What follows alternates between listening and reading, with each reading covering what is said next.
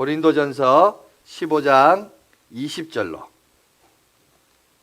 21절까지 말씀을 보겠습니다. 고린도전서 15장 20절부터 21절까지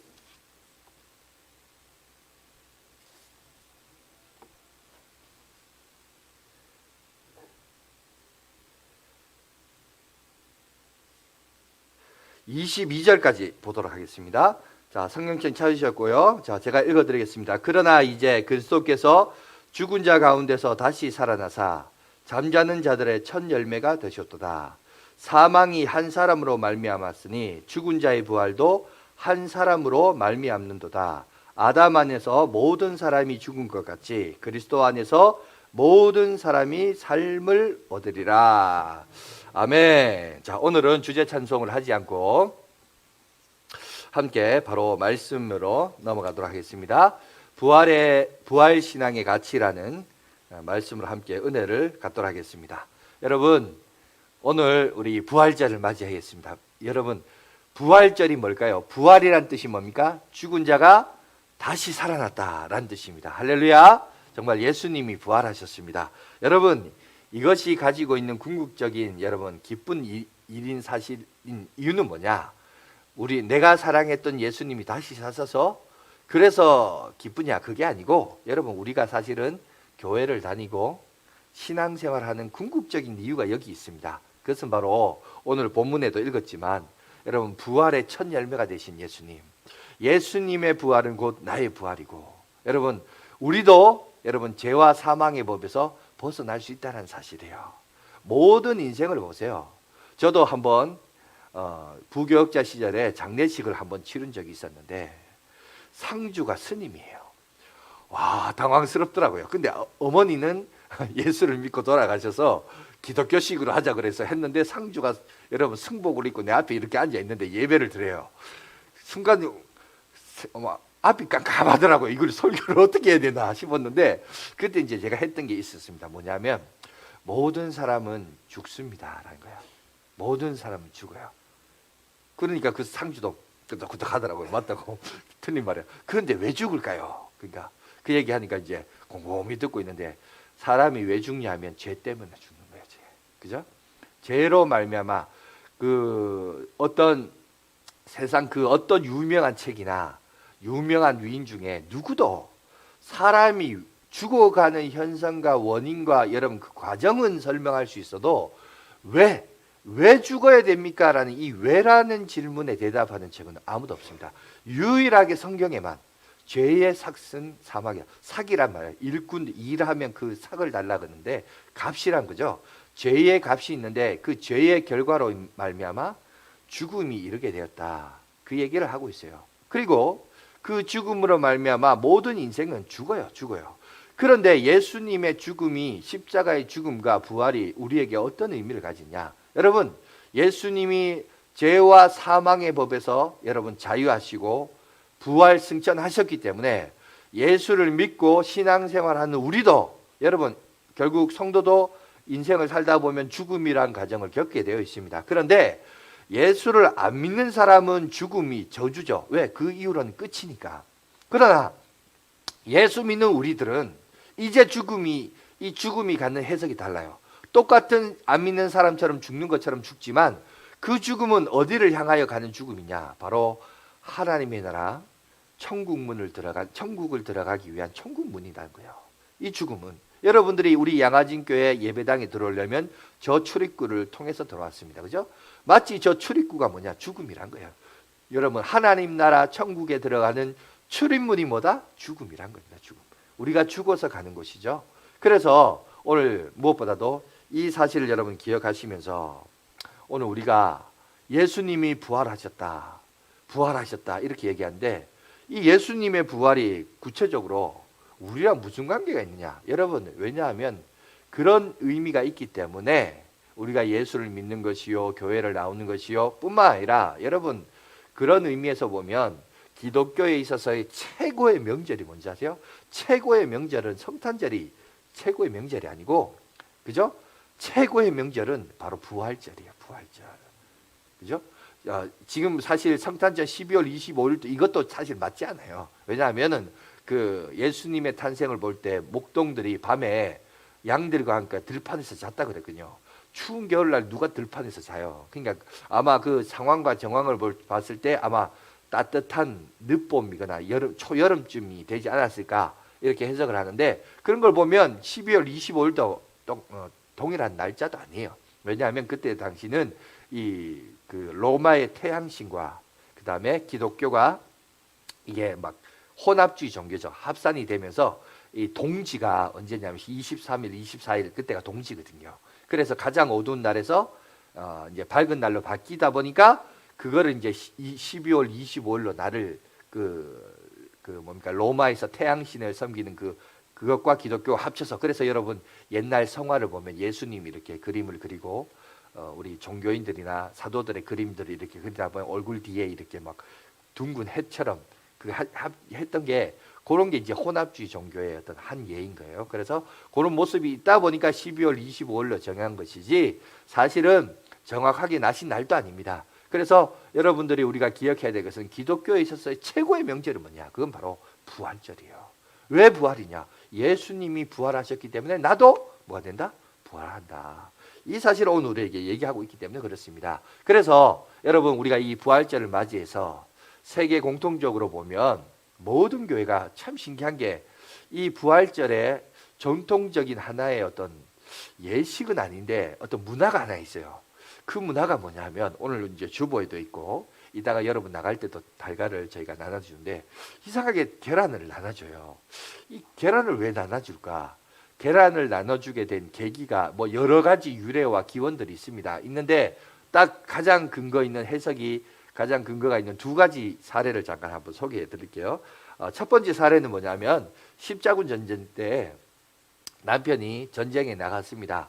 요즘이야 뭐 통신이나 정보나 이런 교통이 많이 발달했기 때문에 여러분 뭐 전장에 나가면 또 이렇게 연락을 주고받을 수도 있지만 옛날에는 전쟁 나가면요 1, 2년 아니요 5, 6년 동안 얼굴을 못 봐요. 연락도 안 돼요. 편지를 보내도 이게 뭐 한참 있다 오고. 그런데 나중에 이제 로잘린이라는 여인이 있었는데 이 여인이 남편을 기다리다가 사실은 결혼해서 대저택에 살고 있었습니다. 그런데 힘이 있는 남자들은 다 전쟁에 나가고 불황당 같은 사람들이 이제 들어오기 시작하면서 재산을 빼앗기 시작하면서 마을 사람들이 다 거기서 쫓겨나기 시작해요. 그래서 어느 깊은 산골짜기의 마을에서 누가 자기들을 환영해주고 맞아줘서 너무 감사하는 마음으로 그곳에서 생활하고 있다가 부활절을 맞이해서 자기 가풍에 따라서 이 계란을 좀 색칠을 해가지고 그래서 주변 마을 사람들에게 동네 아이들에게 선물로 나눠줬습니다. 나눠주기도 하고 거기다가 뭐 색깔도 칠하고 집안의 가운인 글도 이렇게 적고 이렇게 했습니다. 그래서 그 가운 중에 하나가 이제 하나님의 사랑을 믿자, 하나님을 신뢰하자 이런 내용으로 글을 적어서 이렇게 나눠줬다고 해요. 그리고 어떤 한 소년이 그 계란 선물을 받고 돌아가는 길에 길가에 쓰러져 있는 군인을 한 명을 발견했답니다. 그래서 그 군인 아저씨가 죽었나 싶어서 이렇게 흔들어 보니까 인기척이 있는 거예요. 살아있는 거예요. 그래서 아저씨가 조금 불쌍하기도 하고요. 그래가지고 그 계란을 나눠줬대요. 그리고 그 계란을 보자마자 딱 보니까 글귀를 보니까 자기 집 가훈인 거였던 거예요.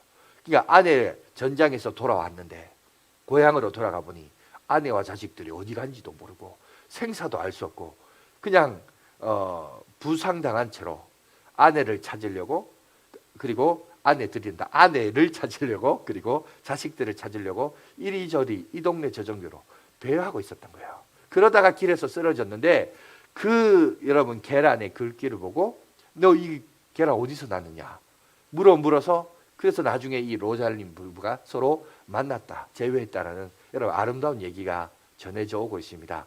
그 얘기 이후로부터 기독교 문화에는 계란을 전해주는 사례와 유래들이 있다라고 해요. 그리고 또 다른 전통적인 해석은 뭐냐면 마치 달걀 껍질을 깨고 한 생명이 병아리가 나오는 것처럼 예수님과 죄와 사망의 권세를 깨시고 다시 살아나셨다.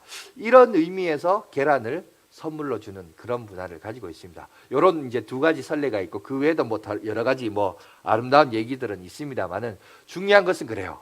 예수님의 부활. 이 부활절은 여러분 우리가 신앙생활을 함에 있어서 핵심 중에 핵심이다.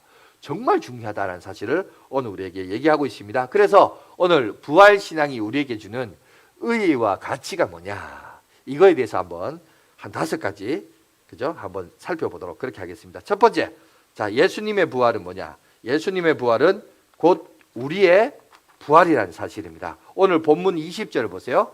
그러나 이제 그리스도께서 죽은 자 가운데서 다시 살아나사 잠자는 자들의 첫 열매가 되셨도다. 여러분, 첫 열매가 되었다, 이런 말을 써요. 요즘은 농사를 다들 안 짓다 보니까 이게 무슨 의미인가라는 것을 잘 모르는데, 여러분 보통 과실나무를 어릴 때 심어서 키워보면 첫 열매가 나요. 첫 열매가 여러분 이것이 자라서 싹이 돋고 가지가 뻗어서 열매가 딱 나기 시작하면 그 다음 해부터는 어떻게 될까요? 계속해서 거기에 과실의 열매가 맺히게 돼요. 그러니까 오늘 그리스도께서 첫 열매가 되었다라는 말은 이제 예수 그리스도만 부활하는 게 아니라 예수 그리스도를 믿는 우리도, 그러니까 예수님의 부활은 곧 누구의 부활이다? 우리의 부활이다. 나의 부활이다. 그 얘기를 하는 거예요. 그러니까 예수님이 첫 열매로서 부활하셨기 때문에 그 이후에 모든 인류도 어떻게 된다? 부활의 열매를 가지게 된다. 이 사실을 오늘 성경은 우리 가운데 얘기하고 있습니다. 그래서 요한복음 11장 여러분 25절에서 26절에 보시면 이렇게 되어 있죠. 우리 다 같이 한번 읽어볼까요? 시작. 나는 부활이요 생명이니 나를 믿는 자는 죽어도 살겠고 무릇 살아서 나를 믿는 자는 영원히 죽지 아니하리니 이것을 내가 믿느냐. 그죠? 오늘 우리가 주의 음성을 들으시길 바랍니다. 예수님 안에 있으면 더 이상 죽지 않고 우리가 부활하여 영원한 삶을 살 수 있다라고 말합니다. 그러면서 오늘 예수님이 마지막에 뭐라고 했죠? 내가 이것을 믿느냐. 오늘 예수님이 우리 가운데 오셔서도 동일하게 말합니다. 너가 이것을 믿느냐?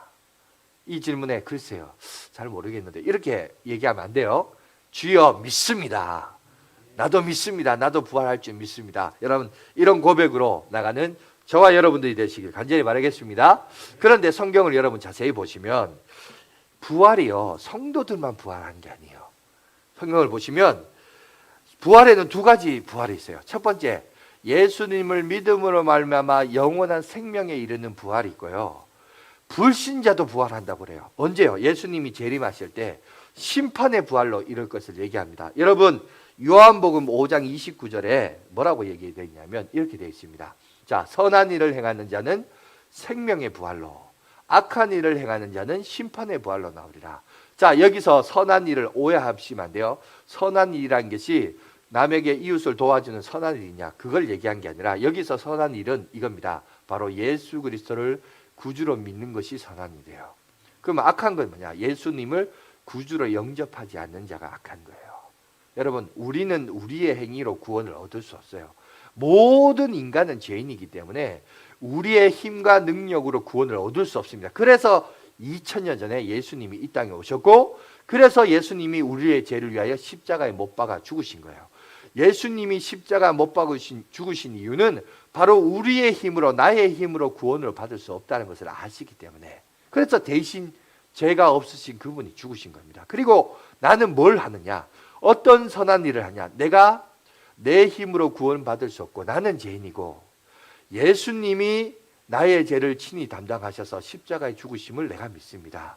그분이 나의 구주, 나의 하나님으로 영접합니다. 이 믿음으로 내가 구원을 얻는 거예요. 그래서 내가 하는 선한 일이란 것은 바로 내가 예수님을 구주로 받아들이는 거. 반대로 악한 일은 그 구주이심을 거부하는 거. 그거예요. 그 얘기를 합니다. 그런데 보세요. 뭐라 합니까? 선한 일을 행한 자는 생명의 부활로, 악한 일을 행한 자는 심판의 부활로. 그러니까 여러분, 우리 이제 요한계시록이나 우리 이제 교리대학에서도 제가 잠깐 언급을 했습니다만은, 여러분 보세요. 우리 인생은 지금 예수님이 2000년 전에 처음 임했다 그래서 초림이라 그러고요. 예수님이 뭐라고 하셨냐면 그 부활 승천하신 다음에 여러분 올라가시면서 하늘로 올라가시면 내가 다시 오겠다. 다시 온다 그래서 재림이라고 그럽니다. 근데 다시 오실 그날은 뭐냐면 이 인류가 종말, 인류의 종말이 임하는 그 시대입니다. 예수님이 우리 가운데 다시 오실 날을 우리가 이제 소망하며 기다리는데, 문제는 예수님이 다시 오실 날을 소망하며 기다리다가 이 세상을 살다가 죽는 성도들, 죽는 불신자들 있잖아요. 그죠? 이 사람들이 죽어서 어디 가느냐? 육체와 영혼이 분리가 돼요. 육체와 영혼이 분리가 되어서 이 영혼이 예수 믿는 자는 낙원으로 가고요, 예수를 믿지 않는 사람은 음부에 내려갑니다. 그런데 거기는 최종적인 심판대가 아니에요. 임시적인 장소예요. 그러면 언제 영원한 천국과 영원한 지옥으로 떨어지냐? 예수님이 우리 가운데 다시 오실 때. 그래서 예수님이 우리 가운데 다시 오는 것을 요한계시록은 뭐냐면 어린 양의 혼인잔치라고 합니다. 이 혼인잔치는 유대인의 결혼법에 보면 약혼을 하고 얼마 동안 있다가 나중에 결혼을 해요. 지금 사실은 우리는 그리스도의 신부다라고 얘기하지만, 정확하게 얘기하자면 우리는 지금 무슨 관계냐면 그리스도와 약혼한 관계예요. 진짜 결혼은 언제 하냐? 예수님이 재림할 때 결혼합니다. 결혼해서 하나님, 예수님이 예비해 놓으신 새하늘과 새 땅에 들어가는 것, 그것이 이제 신혼부부로서 여러분 새하늘과 새 땅, 천국에 들어가는 것이고, 진정으로 그 천국이 완성되는 것인데, 지금은 영혼과 육체가 분리해서 육체는 땅에 썩어져 없어지고 영혼은 지금 어디에 있느냐? 낙원에 있거나 음부에 있어요. 그런데 예수님이 재림하시면 불신자도 부활합니다. 썩어진 그 몸이 같이 영혼과 결합이 되어서 부활하고, 믿는 자도 여러분 낙원에 있던 그 영혼이 육체와 결합이 되어서 여러분 예수님의 부활을 경험한 것처럼 그 부활하여서 하나님의 심판대 앞에 설 거예요. 그래서 온전한 인격체로, 온전한 여러분 창조물로서 영원한 여러분 새하늘과 새 땅에 들어가든지 아니면 불못에 빠지든지 이렇게 된다는 겁니다. 그 얘기를 여러분 성경은 얘기하고 있습니다. 그런데 여러분 이 사람이 죽을 때 천국 갈까 지옥 갈까, 여러분 이거를 어떨 때 알 수 있냐면, 사람이요 임종 순간을 이렇게 보면요, 저 사람 천국 갔는지 지옥 갔는지 알 수 있대요. 여러분 유명한 학자가 있는데, 여러분 회의주의자의 대표되는 토마스 홉스라는 사람이 있습니다. 이 사람이 임종을 경험할 때 뭐라고 했냐면 이렇게 합니다. 껑충 어둠 속으로 내가 빠져들어간다, 이렇게 얘기하다가 죽었어요. 어둠 가운데 빠져들어간다. 또 어떤 사람이 있냐면 시인 괴테라는 사람이 있습니다. 이 사람은 뭐라고 말하다가 죽었냐면 더 많은 빛을 이렇게 얘기하다가 죽었다고 해요. 여러분 이렇게 얘기하면서 죽는 사람을 보니까 이 사람이 어디 가는가 어느 정도 추측할 수 있죠. 여러분 신실한 신앙이었던 우리가 잘 아는 발명한 에디슨 같은 경우에는 뭐라고 했냐면, 임종이 전에 아내의 손을 이렇게 붙잡으면서 뭐라고 하냐면, 참 저곳을 바라보니까 참 아름답네요 여보, 이 얘기하다가 죽었대요.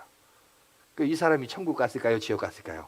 여러분 굳이 말 안 해도 임종 순간에 딱 보면 하나님이 그걸 딱 보여주신 것 같아요. 어둠이 있고 어둠이 깊으면, 얼굴에 막 수심이 가득하면, 여러분 그래서 여러분 실제로 그렇습니다. 장의사들 중에 많은 분들이 사람이 딱 죽고 나서의 그 얼굴 표정이 있대요. 그 사람 얼굴 표정을 보면 저 사람 천국 갔는지 지옥 갔는지 알 수 있대요. 그런 얘기를 많이 해요. 하나님이 한 번씩 영안의 눈을 마지막에 보여주는 것 같습니다. 천국이 있는지 지옥이 있는지 믿고 안 믿고는 각자 선택입니다. 그러나 여러분 그 결과는 선택할 수 없어요. 내가 살아서 믿고 지낸 사람은 하나님의 나라 밝은 광명의 빛 가운데 거할 것이요, 그렇지 못한 사람은 어둠 가운데 빠질 겁니다. 여러분 그렇다면 누가 지혜로운 자인가, 누가 어리석은 자인가, 여러분 스스로 한번 생각해 보시기 바랍니다. 여러분 예수님으로 말미암아 죽은 자도 다시 산다, 부활할 수 있다, 영원한 생명에 가고 하나님이 예비해 놓으신, 주님께서 직접 가셔서 예비해 놓으신 새하늘과 새 땅이 있다는 것, 이것이 우리에게 얼마나 위로가 됩니까? 힘이 됩니까? 아무쪼록 예수 믿고 부활의 신앙이 이런 저와 여러분들이 되시기 간절히 바라겠습니다. 두 번째는 예수님의 부활의 몸은 곧 장차 우리의 몸이 돼요. 아까도 말했지만 예수님이 신령한 몸으로 바뀌었습니다. 우리도 신령한 몸으로 바뀝니다. 여러분 오늘 제가 본문을 15장을 끝까지 다 읽어야 되는데 세 절만 읽었습니다만은 우리 15장 49절을 보세요. 거기 보면 이렇게 되어 있습니다. 우리가 흙에 속한 자의 형상을 입은 것 같이 또한 하늘에 속한 이의 형상을 입으리라. 자, 흙에 속한 형상이란 말은 뭐냐면 우리가 원래 지음을 받을 때 흙으로 지음을 받았어요. 그죠? 흙으로 하나님이 만드시고 다른 것은 말씀으로 창조하셨는데 인간의 흙을 빚으셔서 그리고 그 코에 생기를 불어넣으셔서, 그죠? 생기를 불어넣어서 사람이 생명이 된 존재로서 영혼과 육체가 이원론적인, 그죠? 존재로서 지음을 받았습니다. 그런데 지금 우리가 입고 있는 이 옷은, 입고 있는 우리의 형상은 육체의 형상이 있어요. 썩어질 육체를 가지고 있어요. 그래서 이런 형상으로는 하나님 나라 들어갈 수 없습니다. 그럼 어떻게 들어가냐? 하늘에 속한 이의 형상을 입어야 된다. 그래서 부활한 몸은 어떤 몸이냐? 신령한 몸이 되고 건강한 몸이 되고 여러분 정말 영광스러운 몸이 되고 썩지 아니할 몸이 된다는 거예요. 육신을 가지고 있는 이 몸은 썩어질 몸인데 이제 썩지 아니할 몸으로 하나님께서 회복시켜 주시고 일으켜 주셔서 건강한 몸으로 하나님의 나라 저 천국에 들어갈 수 있음을 오늘 우리 가운데 얘기하고 있어요. 그리고 거기도 보면 약간 우리하고 좀 다르게 아까 출입문을 얘기했는데 예수님이 부활하실 때를 보면 부활하셨을 때 제자들이 고기를 잡아서 구웠잖아요. 그걸 먹는데 예수님도 먹었어요. 부활한 몸이 먹기도 해요. 그런데 또 제자들이 무서워서 다락방에 숨어서 문을 잠그고 있었는데 예수님이 나타났어요. 문 열고 들어온 게 아니라 이 문도 벽도 통과해서 들어오셨어요. 그러니까 부활한 몸은 그렇게도 돼요. 먹을 수도 있고 어떤 시공간을 제한되지도 않고 통과할 수도 있고 하여튼 그런 몸으로 바뀝니다. 우리 몸은 어찌됐든 지금 우리의 몸하고는 다른 게 뭔가 할 땐 신비롭게 바뀌는 몸이 될 것을 얘기합니다. 더 이상 썩지 아니할 죄로 인하여 종로로 탈 몸이 아니다라는 사실을 오늘 우리에게 가르쳐주고 있습니다. 뿐만 아니라 세 번째 우리가 봐야 될 것은 예수님의 부활로 하나님의 나라가 곧 우리의 나라, 나의 나라가 된다. 주님의 나라는 주님의 나라고 나의 나라는 따로가 아니라 여러분 하나님의 나라가 곧 우리의 나라입니다. 여러분 본문 15장 50절에도 보시면 이렇게 되어 있습니다. 형제들아 내가 이것을 말하노니 혈과 육은 하나님 나라를 이어받을 수 없고 또한 썩는 것은 썩지 아니할 것을 유업으로 받지 못하니라. 여기 보면 바울은 하나님의 나라를 이어받을 자가 누구냐? 하나님의 나라를 이어받을 자는 혈과 육으로 받는 게 아니란 거예요. 마치 여러분 유충이나 번데기가 창공을 나눌 수 없고 나비로 그죠? 나와야 변화되어야 되는 것처럼 우리도 결국은 뭐냐? 부활한 육신을 입고 그죠? 예수 그리스도께서 부활하신 것처럼 우리도 신령한 몸으로 변화되어서 하나님 나라에 그죠? 궁극적인 우리의 신앙의 목표는 우리가 하나님 나라에 들어가는 백성들이 되는 거 아니겠어요? 그죠? 그러니까 우리는 예수 그리스도 부활을 통해서 하나님의 나라, 그 하나님 나라의 백성으로서 우리가 참여할 것을 돌아가야 할 영적인 고향이 있고 여러분 나라가 있음을 오늘 우리 가운데 얘기하고 있습니다. 여러분 실존주의 철학자 가운데 샤르트르라는 사람이 있습니다. 혹시 들어보셨어요? 실존주의 철학자 샤르트르. 이 사람이 1980년 3월에 프랑스 파리에서 프루세 병원에서 폐수종으로 병원에 입원을 했습니다. 입원을 하다가 한 달간 살다가 병원에서 발악을 하다가 죽었어요. 죽었는데 이 사람이 살아생전에 건강할 때 뭐라고 했냐면 죽음으로부터의 자유를 이렇게 주장을 했습니다. 인간이 너무 종교에 얽매여가지고 실존주의 뭐죠? 내가 지금 살아있고 호흡하고 실존한 거 이걸 많이 강조하다 보니까 종교적인 연약함에 대해서 비난하고 욕을 많이 했는데 정작 그가 병원에 입원을 하고 자기도 뭔가 이 병원에 입원할 때 이 병은 다시는 회복되지 못할 병이라는 걸 알았는지 아내한테 자기가 무슨 병에 걸렸는지도 묻지도 못했대요. 겁이 나가지고. 사람이 참 간사해요. 건강할 때는 신 따위가 어딨냐고. 내가 지금 이 실존하는 내가 바로 올바른 자세 이렇게 주장했던 이 사람이 정작 병원에 입원해서 본인도 죽을 날이 가까우자 죽음에 대한 공포와 두려움이 얼마나 무서웠는지 여러분 막 짜증을 내고 막 뒤어엎고 막 분노란 분노를 표출하면서요. 그러면서도 여러분 자기가 병원에 들어 있으면 알 거 아니에요. 그러면 내가 무슨 병이 걸렸는지 안 궁금해요. 근데 묻지도 못했대요. 왜? 겁나서. 여러분 이게 진짜 어떻게 보면 진짜 실존이에요. 인간의 실존은 여러분 정말 이제 죽음 앞에서 어쩔 줄 몰라 하는 이게 이런 모습입니다. 이에 반해서 여러분 독일의 신학자 가운데 보네퍼라는 사람이 있습니다. 이 사람은 2차 세계대전 당시 나치 알죠? 이 나치의 그 뜻에 대항하면서 투항하다가 결국 감옥에 들어갔습니다. 수용소에 들어가서 그 수용자 생활을 하다가 이제 간부가 불러요. 부른데 느낌을 보니까 뭔가 이제 오늘이 내가 마지막이구나 이 생각이 들었다고 합니다. 그러자 같이 감방에 있었던 동력자들에게 이렇게 얘기했다고 합니다. 제가 한번 읽어드릴게요. 동지 여러분, 이제 나에게는 죽음이 왔습니다. 그러나 기억하십시오. 이것은 마지막이 아니고 시작입니다. 주님께서 나를 위해서 예비하신 아버지의 집에서 만날 때까지 여러분 안녕히 계십시오.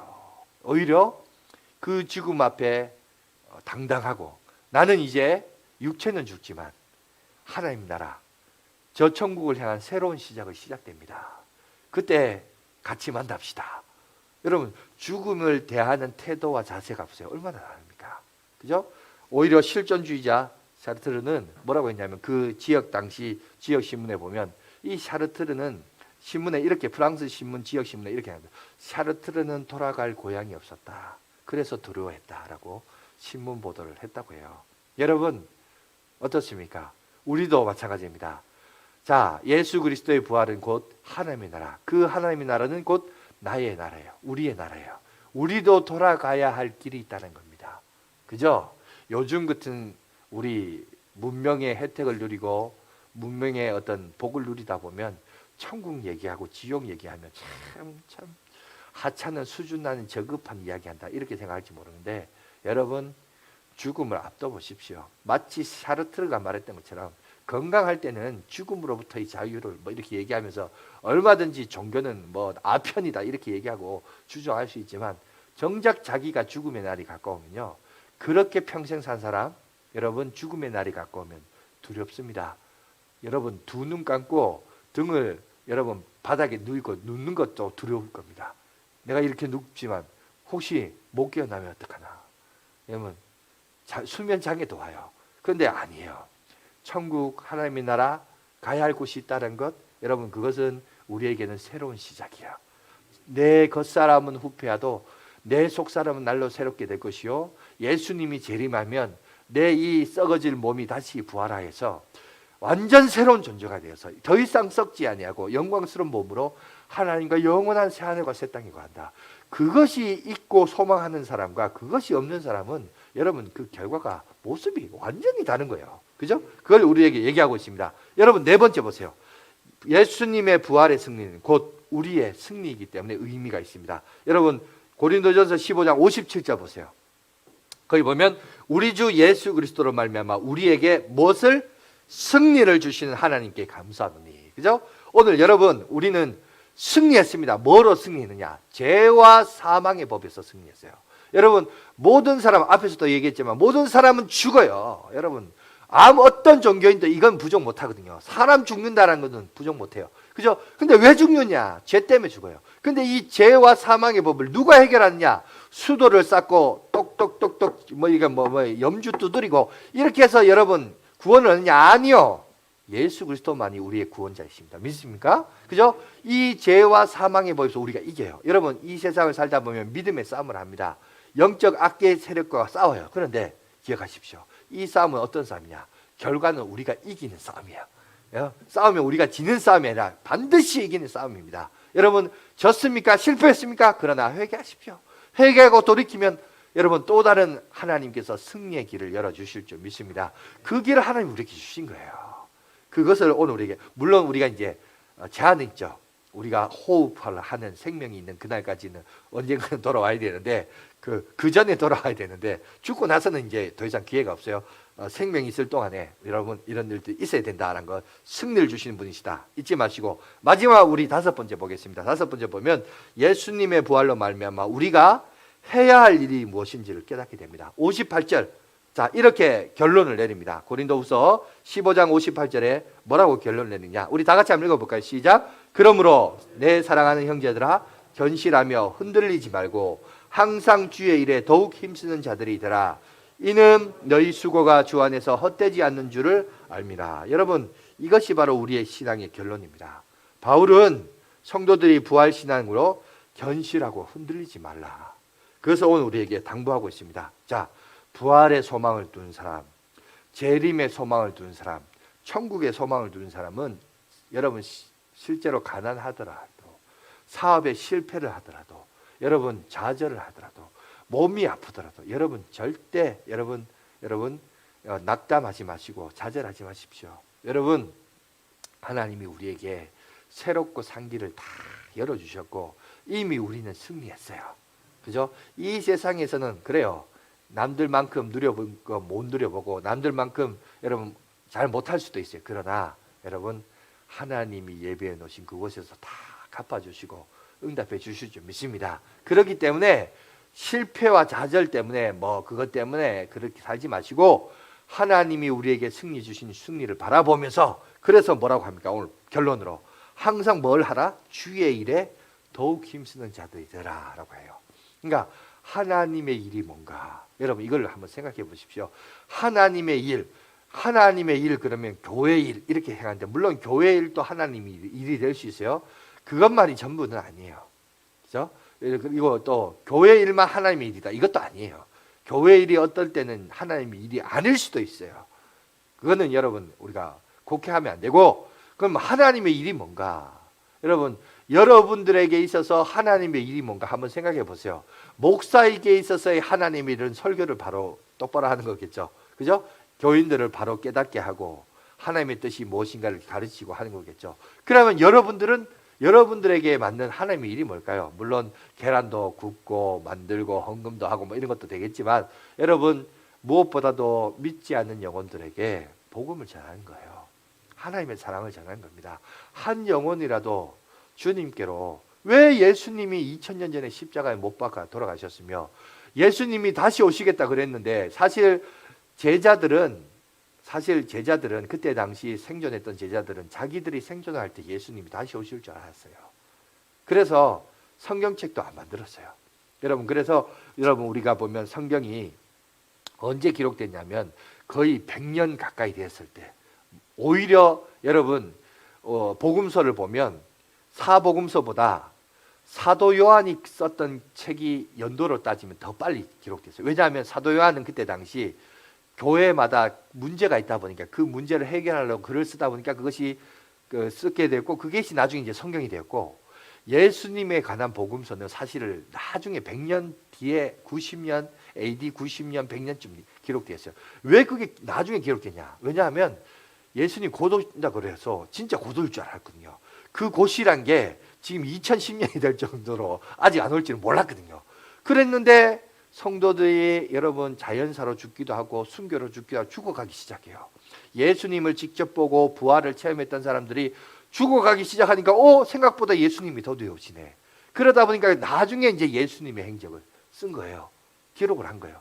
그런데 이제 2010년 동안 아직까지도 예수님은 안 오셨습니다. 물론 주께서의 하루가 천년 같다라는 성경의 표현이 있는데, 여러분 하나님은 영원한 삶을 사시는 그분이시니까 영원한 관점에서 천년은 잠시 잠깐일 수 있어요. 우리야 기껏 길어봐야 100년 생애를 사니까 1000년 산다 그러면 야 엄청나다 싶지만, 하나님의 관점에서 잠시 잠깐이에요. 곧 오겠다 그랬는데, 이 곧이란 게 우리 인간적인 개념이 아니라 하나님의 관점으로 우리가 해석을 해야 됩니다. 그런데 중요한 것은 뭐냐? 말세에 여러 가지 징조들도 있잖아요. 그죠? 그것들은 여러분이 지금 얘기하면 시간이 너무 많이 가니까 여러분 그 강의를 참고하시기 바라고, 중요한 것은 주님이 오실 날은 점점점 가까우고 있어요. 가까우고 있는데, 여러분 우리가 생존하는 그때에 여러분 우리가 함께하고 알고 지내는 우리의 이웃들 가운데 예수 그리스도를 모르는 사람들이 있어요. 그 사람들에게 주님의 사랑을 전하는 것, 한 영혼이라도 건지는 것, 여러분 이것만큼 가치 있고 의미 있는 주의 일은 없어요. 그죠? 목사도 마찬가지고 여러분들도 마찬가지고, 여러분 한 영혼을 건지는 것보다 더 가치 있는 거 어디 있어요? 지금도 우리에게 기회가 있어요. 그죠? 기회가 있을 때 여러분 알고 지내고 있는 지인들 중에 구원받기로 한 영혼들, 여러분 우리가 함께 복음을 전하고, 오늘 또 보세요. 우리 학습 세례식을 하는데 또 이제 대표로 한 분씩 하는데 막 10명, 20명씩 좀 했으면 좋겠어요. 저도 그렇게 하면서 정말 많은 영혼들이 죽게로도 하고, 여러분 여기서는 이렇게 약식으로 하지만 여러분 한 영혼이 주님께 돌아오면요, 하늘에는요 의인 99명보다 더 기뻐한다 그랬어요.